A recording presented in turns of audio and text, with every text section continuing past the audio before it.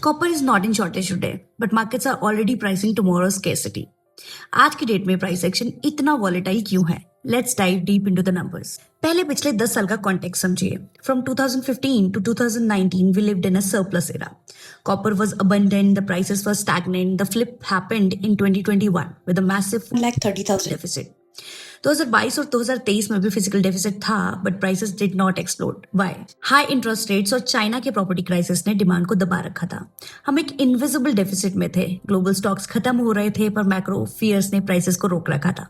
लेकिन अब 2026 में that lid is finally lifting. Today the market is in tense equilibrium. Global refined demand is 26 million tons. Refined supply is 26 million tons. Mined plus recycled. So yes, it's a tight market, but कोई structural deficit आज नहीं है. But demand supply is neck to neck. यही वजह है कि हमने हाल ही में $14,000 का historic high देखा. And if you are wondering why recently dipped to $12,000, it's just a temporary buyer's strike and profit booking by China. Short term volatility है, but long term shortage real है. Because look just over the horizon.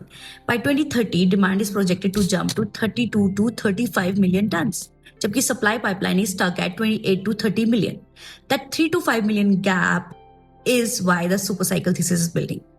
इतना सारा metal जा कहाँ रहा है? EVs, normal car के मुकाबले 3 to 4 टाइम्स ज्यादा कॉपर चाहिए. Renewables, wind and solars are the new mines for demand. AI data centers, this is the new black swan.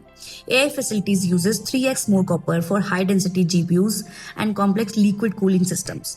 The grid, energy transition matlab copper acceleration. And on the other side, mining response is painfully slow. You can't print copper. The new mine takes 10 to 20 years to permit और खर्चा $3 to $6 billion तक जा सकता है. With global ore grades declining, supply response stays slow. Copper में geopolitics का भी एक बहुत बड़ा रोल है.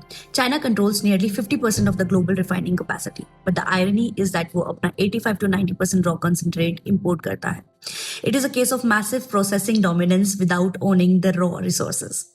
But where does India stand? This global squeeze hits us hard at home. India is structurally import dependent.